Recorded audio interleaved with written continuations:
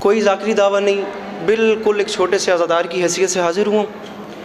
2-3 سال کے بعد آپ کے چہروں کی زیارت ہو رہی ہے، اور ان خوبصورت اور عظیم خطباء، علماء و ذاکرین کی انجمن میں بالکل اپنی حیثیت اتنی ہی سمجھتا ہوں جتنی حیثیت کسی حسین چہرے پہ چھوٹے سے دل کی ہوتی ہے۔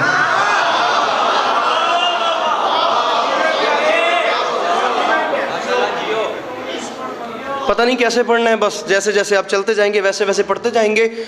جستجوئے فضائل میں کہتا رہوں، مجھ کو قرآن رستہ دکھاتا رہے۔ ذرا چادر اتاریے گا بابا درگام سے جی سرکار۔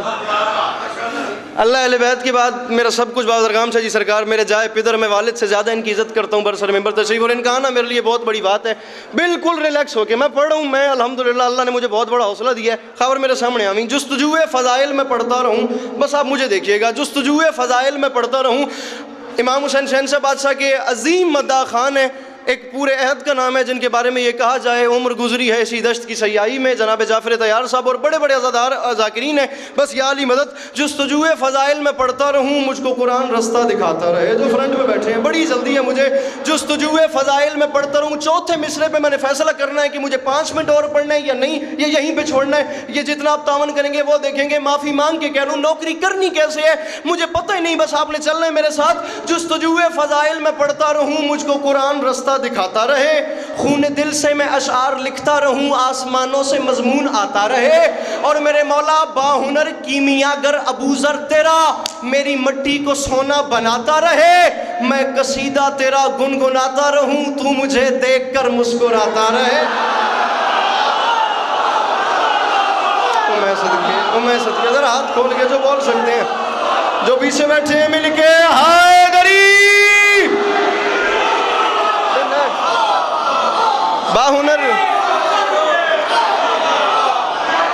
باہنر کیمیاگر ابوذر تیرا، باہنر کیمیاگر ابوذر تیرا میری مٹی کو سونا بناتا رہے۔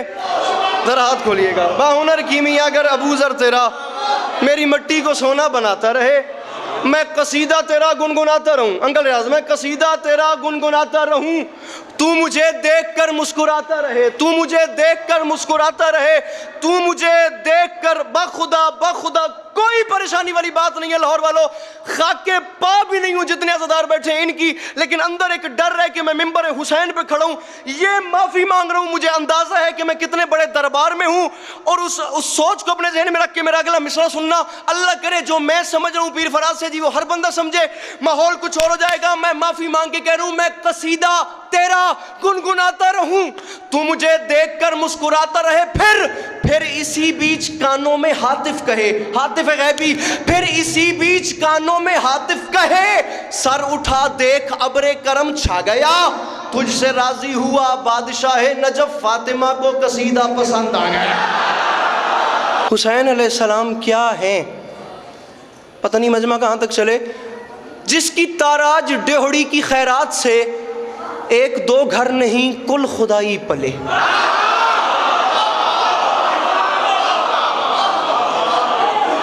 میرے محترم مصرع پڑھا تھا میں نے، لاہور جیسا شہر ہے، پیر سجاد بخاری صاحب، جس کی تاراج ڈیہڑی کی خیرات سے 1-2 گھر نہیں کل خدائی پلے۔ بخدا نہیں پتا شاعری کیا ہوتی ہے، یہ کوئی بہت کی اوپر کی چیز ہے، مجھے کچھ نہیں پتا، میں جو مصرے پڑھ رہا ہوں باخدا میرا قد چھوٹا ہے، یہ مصرے بنے ہیں۔ جس کی تاراج ڈیہڑی کی خیرات سے 1-2 گھر نہیں، پیر درگام شاہ جی سرکار، زندگی جو گزر گئی امام حسین بادشاہ کا ذکر، جناب ملک جعفر طیار صاحب، بیٹا ہوں میں آپ کا، زندگی گزر گئی امام حسین کے در کی ثنا کرتے ہوئے، امام حسین کی شان بتاتے ہوئے ذرا چھٹے مصرے کا وزن کرنا ہے۔ حسین کسے کہتے ہیں؟ جس کی تاراج ڈیہڑی کی خیرات سے 1-2 گھر نہیں کل خدائی پلے، جس کے اسم گرامی کے اعجاز سے ہر نبی ہر ولی کی مصیبت ٹلے، جس کے قدموں سے لپٹی ہوئی دھول کو اپنے چہرے پر ابن مظاہر ملے، جس کے بے شیر کی انگلیاں تھام کر آج تک کبریا کی مشیت چلے، جس کے بے شیر کی، پتہ نہیں میں نے کیا پڑھ دیا، جو ہاتھ اٹھا سکتے ہو، اور جس کے بے شیر کی انگلیاں تھام، میرا بھرا میں نے، جس کے بے شیر کی انگلیاں تھام کر میں نے موٹیویٹ کر سکتے ہیں، ڈی موٹیویٹ نہ کر میرا میرا، جس کے بے شیر کی انگلیاں تھام کر آج تک مصطفیٰ کی شریعت چلے، آج تک مصطفیٰ کی زوار سمجھنا میرا مصرع ضائع نہ ہو، جس کے بے شیر کی انگلیاں تھام کر آج تک کبریا کی مشیت چلے۔ حسین کون ہے؟ ہاں میں تجھے بتاؤں، نوکری جس کے در کی سلیمہ کرے، جس کی ادنا رعایا میں الیاس ہو، ایسے آقا کو کہتے ہیں شاہ ہدا، جس کے خدمت گزاروں میں عباس ہو۔ میں صدقے بن جاؤں، وہ جو پیچھے بیٹھے ہو، جو ہاتھ اٹھا سکتے ہو، دونوں ہاتھ بلند مل کے نعرے حیدری۔ یاد رکھیے گا ایک بات، ویسے آپ کو پتہ ہوگی لیکن جنہیں نہیں پتہ ان کے لیے، قیمتی باتوں کی دو نشانیاں ہوتی ہیں۔ ایک تو جس پہ ہر بندہ بول پڑے، داد دے، آپ کی حوصلہ افزائی کرے، وہ بات قیمتی ہے، یہ سب کو پتہ ہے۔ اس سے قیمتی بات وہ ہوتی ہے جس پہ بالکل خاموشی ہو جائے، اور بخدا میں یہ چاہتا ہوں کہ بالکل خاموشی ہو جائے، بخدا باوضو کھڑا ہوں تاکہ ہر بندہ سمجھے، جس کے خدمت گزاروں میں عباس ہو۔ اب ذرا پیچھے چلتے ہیں۔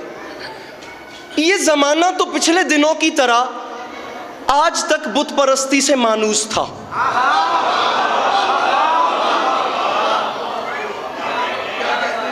یہ زمانہ تو پچھلے دنوں کی طرح، مجھے خود بڑی جلدی ہے، مجھے زیادہ نہیں پڑھنا، میری اپنی فلائٹ ہے، مجھے رات کو کراچی جا کے پڑھنا ہے، میں آپ کی سوچ سے پہلے یہ سلام کر کے جا رہا ہوں۔ یہ زمانہ تو پچھلے دنوں کی طرح، پیر سجاد بخاری صاحب مجھے دوسرے مصرے دی ونڈ کرا دو اپنے شہر کو لو، فراز سے جی میرے سفر کی قیمت ہو گئی بھائی جان۔ یہ زمانہ تو پچھلے دنوں کی طرح آج تک بت پرستی سے مانوس تھا، اس کے ہونٹوں پہ کلمہ پیمبر کا تھا، دل یہود و نصارہ کا جاسوس تھا۔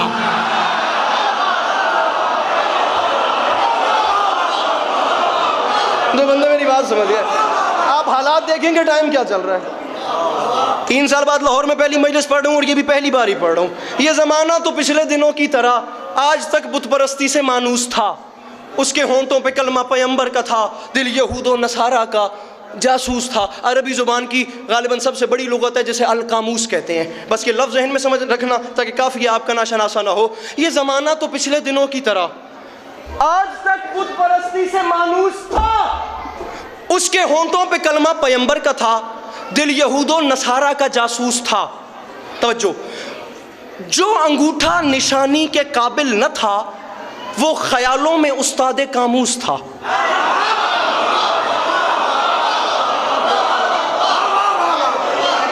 پھر سنو، جو انگوٹھا نشانی کے قابل نہ تھا وہ خیالوں میں استاد قاموس تھا۔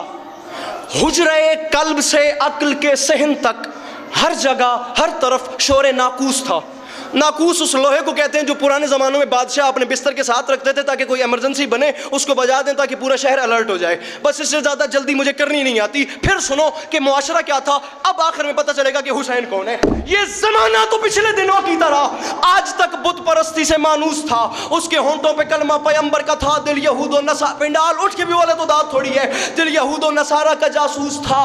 جو انگوٹھا نشانی کے قابل نہ تھا وہ خیالوں میں استاد قاموس تھا۔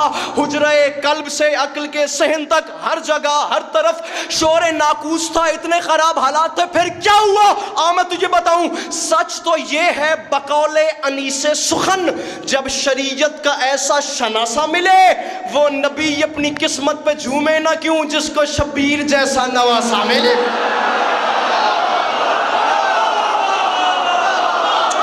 میں صدقے ہوں 10 محرم 61 ہجری کربلا کا میدان، امام حسین شہنشاہ بادشاہ آگئے کوفیوں شامیوں کے سامنے، فرمائے مجھے پہچانو میں کون ہوں، میں کیا ہوں۔ مولانا بلال کاظمی صاحب کی میں نظم پڑھ رہا ہوں، اب یہ وہ ایک لکھنؤ کے معیار کا کلام ہے، اللہ کرے میں سمجھا سکوں۔ حسین فرماتے ہیں کوفیوں شامیوں تم حسین سے لڑنے آئے ہو، فرمائے مجھے پہچانو، جتنے ابتر ہو تم جتنے اسفر ہو تم، کوئی کردار اتنا گھنونا نہیں۔ نہیں کرو لاہور والوں، نہیں کرو پلیز یار، مجھے حکم کرو میں یہیں چھوڑ دوں، لیکن ایسے نہیں کرو۔ فرمایا کوفیوں شامیوں جتنے ابتر ہو تم جتنے اسفر ہو تم، یہ دوسرا مصرع، کوئی کردار اتنا گھنونا نہیں۔ ایک پتھر کو کہتے ہو ہیرا ہے یہ اور سونے کو کہتے ہو سونا نہیں۔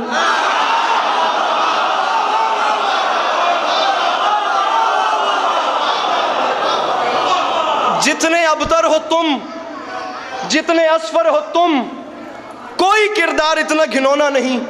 ایک پتھر کو کہتے ہو ہیرا ہے یہ اور سونے کو کہتے ہو سونا نہیں. فرمایا ایسے فرعون پر تم نے تکیہ کیا پاس خود جس کے تکیہ بچھونا نہیں.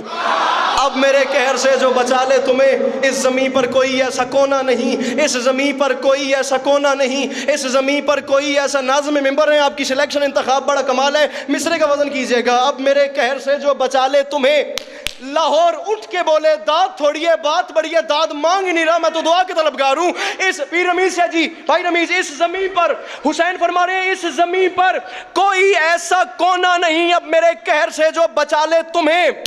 اس زمین پر کوئی ایسا ہے مجھ سے لڑنے آئے ہو, میرا نام حسین ہے, تمہیں اپنی اوقات معلوم ہے. فرمایا شہر ذلت کے بے حیثیت ساکنوں مرتضیٰ کی عداوت میں بل کھائے ہو. میری نانی کے ٹکڑوں پہ پلتے رہے, آج مجھ سے ہی لڑنے چلے آئے.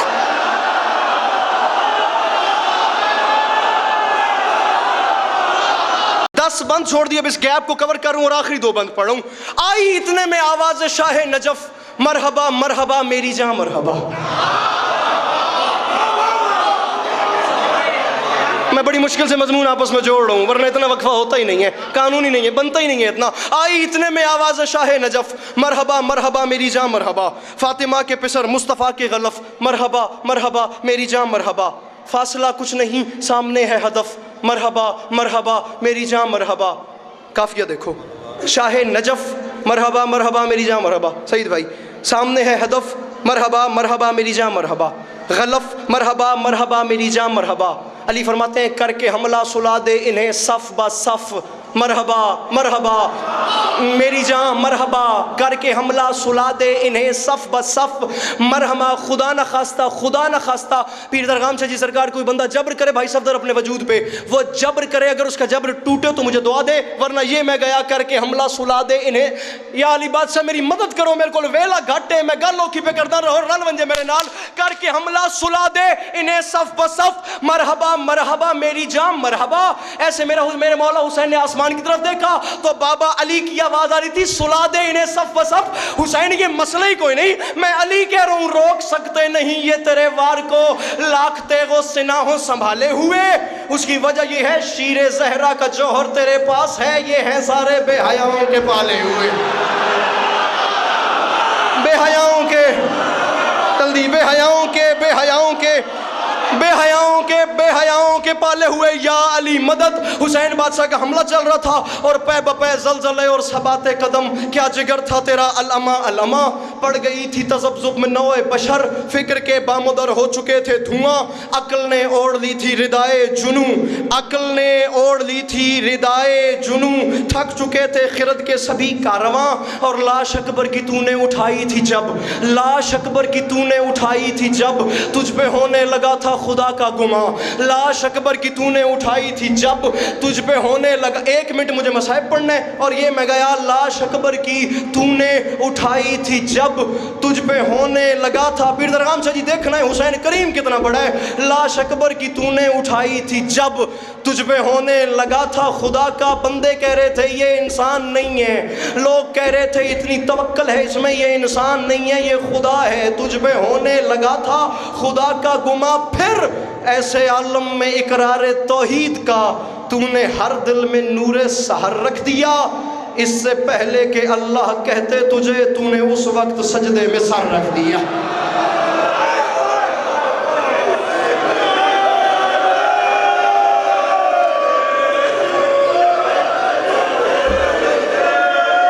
یا علی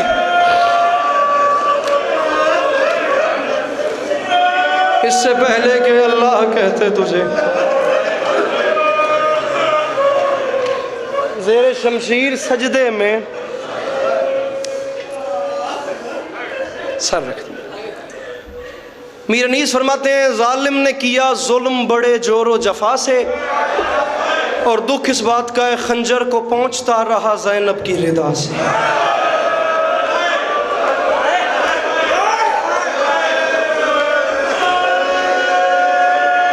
نیزے کی نوک امام حسین شہن شہباد سے تلاوت کر رہے تھے اور ملک شام بالکل قریب آ گیا.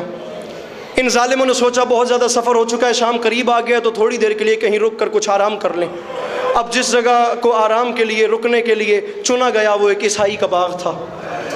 اس عیسائی کے باغ میں نیزے کھڑے کیے گئے اور وہاں وقفہ کیا گیا. نیزے کی نوک پہ حسین بادشاہ کا سر تھا. حسین تلاوت فرما رہے تھے. عیسائی کا باغ تھا. اس کونے سے تلاوت ہو رہی تھی. باغ کے اس کونے پر اسی عیسائی کی 4 سال کی بیٹی بیٹھی تھی جو دونوں آنکھوں سے نابینا تھی. حکیموں نے کہہ دیا تھا کہ اس کی آنکھوں کو بینائی مل ہی نہیں سکتی. حسین بادشاہ کی تلاوت جاری تھی. تلاوت کی آواز اس بچی کے کانوں تک چلی گئی.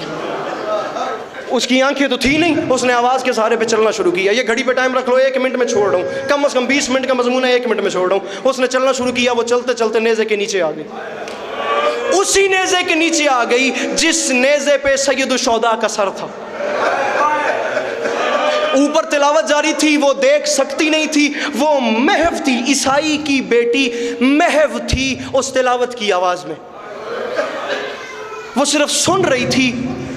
چہرے کا رخ اوپر تھا. تاریخ کہتی ہے اچانک کٹی ہوئی گردن سے خون شفا کا ایک قطرہ اس کی آنکھ میں چلا گیا.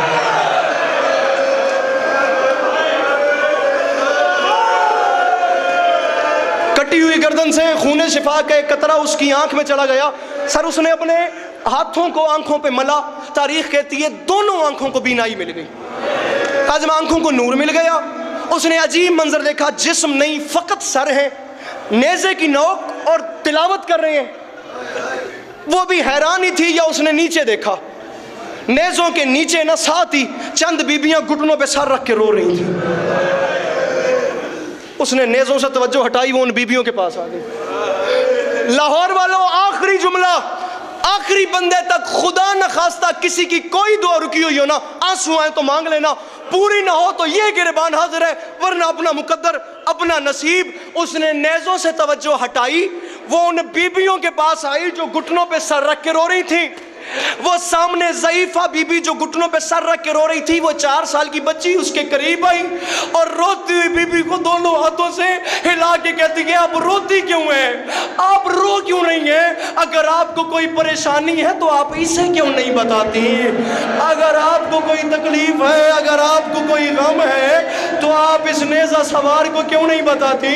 تاریخ کہتی ہے اس بی بی نے جواب نہیں دیا. ان بیبیوں کی اوٹ میں سے 4 سال کی بچی برآمد ہوئی. اس 4 سال کی بچی نے اس بچی سے, عیسائی بچی سے کہا, آمنہ انہیں کچھ نہ کہے, ہم تجھے جانتے ہیں, یہ بڑی مظلوم ہے, کیونکہ جس کریم نے تجھے آنکھیں دی ہیں نا یہ اس کی بہن ہے, جس نے تجھے آنکھیں دی ہیں نا, آخری جملہ یا علی مدد, جس نے تجھے آنکھیں دی ہیں یہ اس کی بہن ہے, اسے کچھ نہ کہے, یہ بڑی تکلیف میں ہے. تاریخ کہتی ہے اس آمنہ نے اپنی ہمسن 4 سال کی بچی کا جواب نہیں دیا. وہ اسے غور سے دیکھتی گئی, دیکھتی گئی, دیکھتی گئی, دیکھتی گئی, دیکھتے دیکھتے انہی قدموں سے واپس پلٹی. وہ چلتے چلتے آ گئی نیزے کے نیچے اور دونوں ہاتھ باندھ کے کہتی ہے, اوے مظہر العجائب, اوے میری میں تو ہی نہیں آتا, اوے تو غیر کی بیٹیوں کو آنکھیں دیتا ہے, اپنی بیٹی کے کان زخمی ہے, میری سمجھ میں تو نہیں آتا, تو غیر کی بیٹی